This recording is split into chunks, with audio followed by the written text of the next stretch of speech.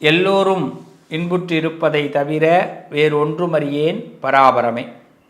தனம் தரும் கல்வி தரும் ஒரு நாளும் தளர்வறியா மனம் தரும் தெய்வ வடிவம் தரும் நெஞ்சில் வஞ்சமில்லா இனம் தரும் நல்லனவெல்லாம் தரும் அன்பர் என்பவர்க்கே கணம் தரும் பூங்குழலால் அபிராமி கடைக்கண்களே. அபிராமியை நம்பணும். அம்பாளை நம்பினாதான் எல்லாமே நல்லது நடக்கும். எத்தனை பேருக்கு அபிராமி மீது நம்பிக்கை இருக்குது? சக்தி இல்லாமல் சிவன் இல்லை. ரிஷபராசின்னு ஒன்று இல்லைன்னா குடும்ப அம்சங்களில் ஒரு நிம்மதி இருக்காது. பல விஷயங்களை அழகாக தனக்கு கச்சிதமாக ஹேண்டில் பண்ணி போகிறவங்க ரிஷபராசிக்காரவங்க. ரிஷபராசிக்காரவங்களால் தூக்கி எறிஞ்சு பேச தெரியாது. இது ரொம்ப ரிஷபராசிக்குள்ள பொருத்தமான விடை. தூக்கி எறிஞ்சிட்டு போயிடலாம், போடா நீ ஆச்சு உன் குடும்பமாச்சு அப்படின்னு சொல்லிட்டு. ஆனால் அப்படிலாம் தூக்கி எறியாமல் எல்லாத்தையும் நாளைக்கு மாறிடும், நாளைக்கு மாறிடும், நாளானைக்கு மாறிடும் அப்படின்னு ஒரு நம்பிக்கையில் தான் ரிஷபம் என்றைக்குமே கடந்து போகிறோம்.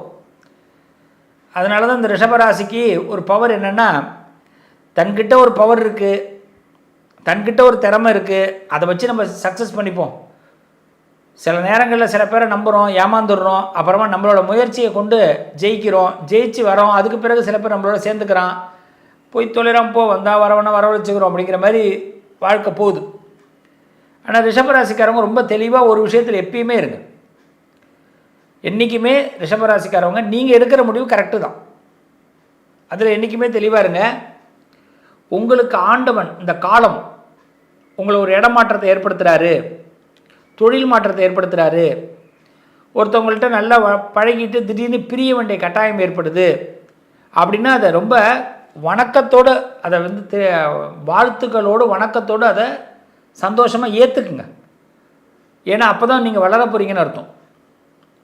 என்றைக்குமே ரொம்ப விசுவாசமாக இருக்கக்கூடியவர்கள் ரிஷபராசிக்காரர்கள், அதில் எந்த மாற்று கருத்தும் இல்லை.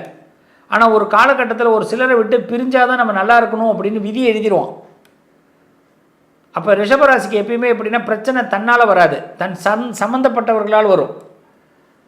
அப்போ அவங்களுக்கு ஈடு கொடுத்து போகும்போது நம்ம கொஞ்சம் விலகி இருக்க வேண்டிய கட்டாயம் ஏற்படும். அப்போ ரிஷபம் விலகுறீங்க, ஒரு குடும்பத்திலேருந்து விலகுறீங்க, உறவுகள்லேருந்து விலகுறீங்க, ஒரு கம்பெனிலேருந்து விலகுறீங்க, வேலை பார்க்குற இடத்துலேருந்து விலகுறீங்கன்னா சந்தோஷம், அதில் ஏதோ ஒரு முன்னேற்றம் உங்களுக்கு இருக்குதுன்னு அர்த்தம். அப்படி பிளான் பண்ணுங்கள். இப்படி இருக்க ரிஷபராசிக்கு இப்போ சனி வக்கர பயிற்சி 15ஆம் தேதி, அதாவது 7வது மாதம் 15ஆம் தேதி ஸ்டார்ட் ஆகி, அதாவது ஆணி 31, 30ஆம் தேதி 11வது மாதம் 2026 கார்த்திகை 14 வரைக்கும் இருக்குது.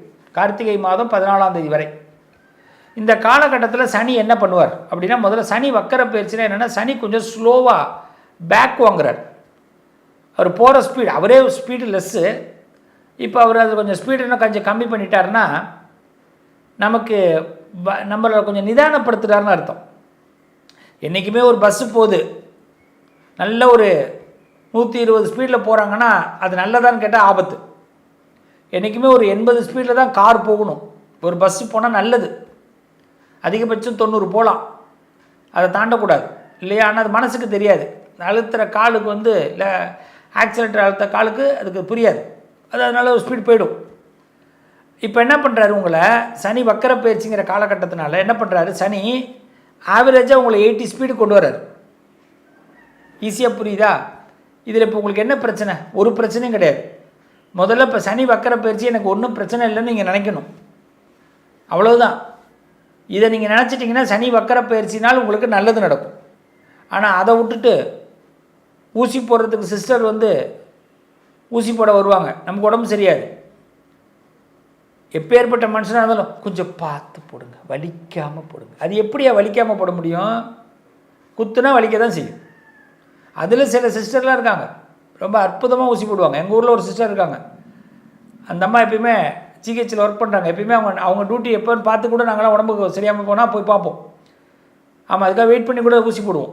என்னென்னா ஊசி போடுறதே தெரியாது, அப்படியே இருக்கிறாங்க, இல்லைன்னு சொல்லலை. ஆனால் ஊசி போடணும்னு முடிவாயிட்டு, இது எதுக்கு? நம்ம இந்த வலியை பொறுத்துக்கணும். இப்போ இந்த ரிஷபராசிக்காரவங்களுக்கு சில நேரங்களில் சில மனுஷங்க கொடுக்குற டார்ச்சர் கொஞ்சம் அதிகமாக இருக்கும்ல, அதை இந்த நேரத்துலலாம் பெரிய அளவில் மைண்டில் போய் ஏற்றிக்காதீங்க, கொஞ்சம் லூஸில் விடுங்க.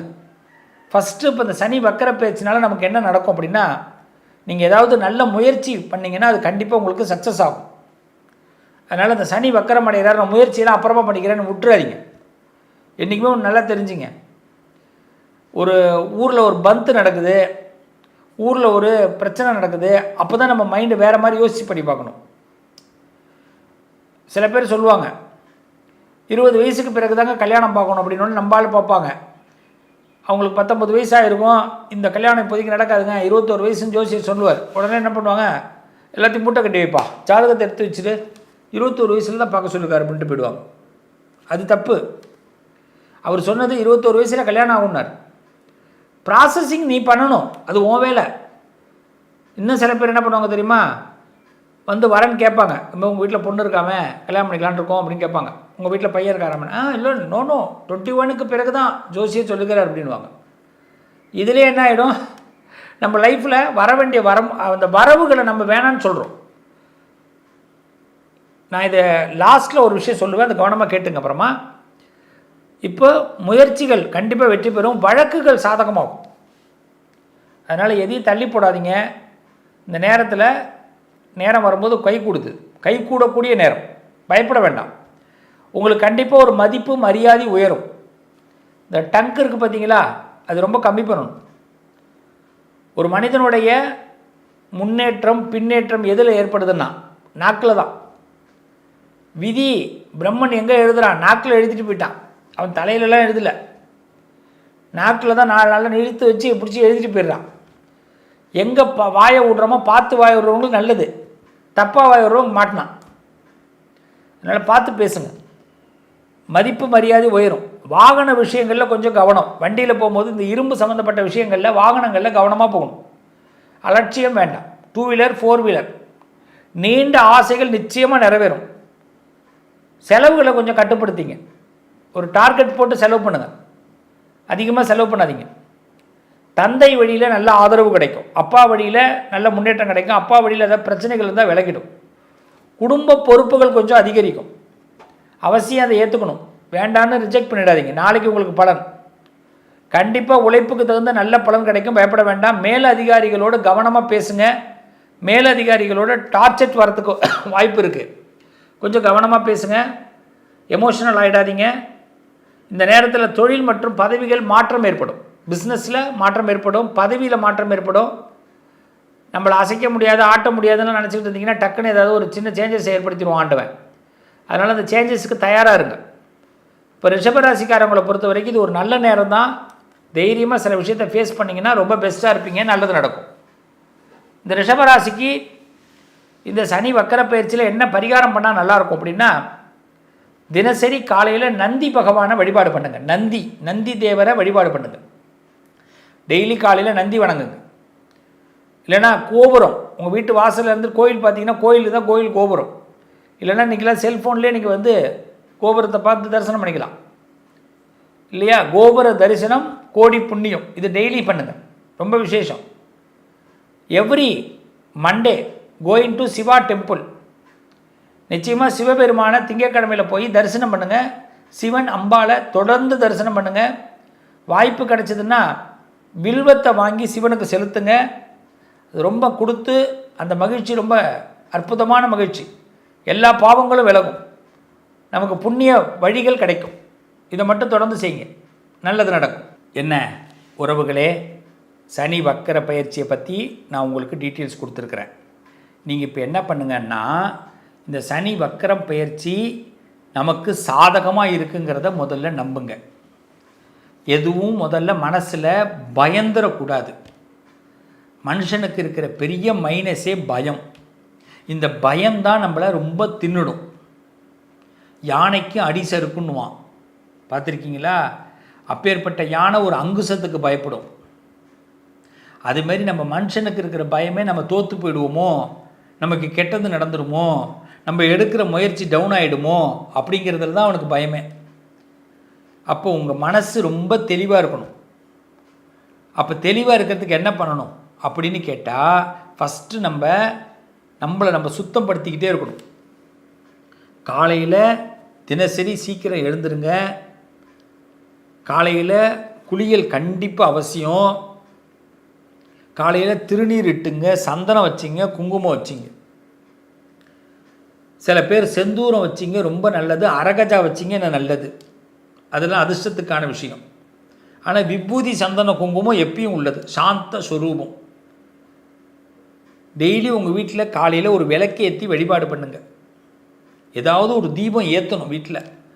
அது இஷ்ட தெய்வம் குலதெய்வத்தை நினச்சி விளக்கேற்றுங்க. ஒரு தூபம், ஒரு நெய்வேத்தியம், தேன் கலந்து நைவேத்தியம் பண்ணுங்கள். ரொம்ப சிம்பிள் சொல்கிறேன், தேன் கலந்து நைவேத்தியம், அவ்வளோதான். தேனே நைவேத்தியம் பண்ணாலும் போதும் தான். அந்த நைவேத்தியத்தை எடுத்து கொஞ்சோண்டு நம்ம நாக்கில் சாப்பிட்ணும். நைவேத்தியத்தை மிஸ் பண்ணிடக்கூடாது, அது விட்டுறக்கூடாது. நைவேத்தியம் பண்ணிட்டு யாரும் சாப்பிட மாட்டேங்கிறோம், சாப்பிடணும். அதே மாதிரி மத்தியான பொழுதில் ஏதாவது பறவைகளுக்கோ இல்லை தண்ணீராவது கொடுக்கணும். மனுஷாளுக்கு தண்ணீர் கொடுக்கணும், அன்னதானம் ஏதோ முடிஞ்சால் பண்ணணும், இல்லைன்னா பறவைகளுக்கு கொடுக்கணும். ஏதாவது ஒரு ஜீவராசிக்கு பிறப்பில் ஒரு நாள் கொடுத்தாகணும். நம்ம டெய்லி சாயரற்ற நேரம் நம்ம எவ்ரி சாட்டர்டே கன்ஃபார்மாக நம்ம எல்லோரும் இந்த காலகட்டத்தில் நம்ம சனி பகவானை நினச்சி விநாயகரையும் ஹனுமாரையும் வழிபாடு பண்ணணும். எவ்ரி சாட்டர்டே சனி பகவானே, இந்த சனியினால் வரக்கூடிய எனக்கு எந்த விதமான விபரீதங்களும் வரக்கூடாதுன்னு விநாயகர்கிட்டையும் ஹனுமார்ட்டையும் ஒரு அப்ளிகேஷனை போடுங்க எவ்ரி சாட்டர்டே. ரொம்ப யாராவது பிரார்த்தனை, அதாவது ஏதாவது ஒரு விஷயம் நினச்சிட்டு இருக்கீங்க எனக்கு நடக்கணும் அப்படின்னு நினச்சா இப்போ ஹனுமாருக்கு வெத்தலை மாலை கட்டி போடுறதா வேண்டிக்கிங்க. வெத்தலை மாலை கட்டி போடுங்க, காரியம் நடந்த உடனே நடக்கும். அதுமாரி விநாயகருக்கு அருகம்புல் மாலை சாத்துறதா வேண்டிக்கிங்க, கண்டிப்பாக அந்த காரியம் நடக்கும். ஸோ இந்த பரிகாரங்களை தவிர வேறு பரிகாரங்கள் எதுவும் வேண்டாம். இது பயப்படுற நேரம் இல்லை, மனசை தெளிவாக வச்சிங்க. இந்த தசாபுத்தின்னு சொல்லுவா. ஜாதகத்தில் உங்களோட திசையும் புத்தியும் சாதகமாக இருந்தால் எந்த சூழ்நிலைகளும் உங்களுக்கு கெட்டு போகாது, நல்லதாக இருக்கும். ஆக சனி வக்கர பயிற்சி உங்கள் காலத்தை சீராக்கி சிறப்பாக்கி உங்களை முன்னேற்றப்படுத்தக்கூடிய ஒரு வழியாக இருக்குமே தவிர இது கால் தடுமாற வைக்கக்கூடிய வழியாக இருக்காது. நம்புங்க, நல்லது நடக்கும். என்றும் நான் உங்களோடு துணையாக இருப்பேன். வாழ்த்துக்கள் பிளே தமிழ் நேயர்களே, நல்லது நடக்கும்.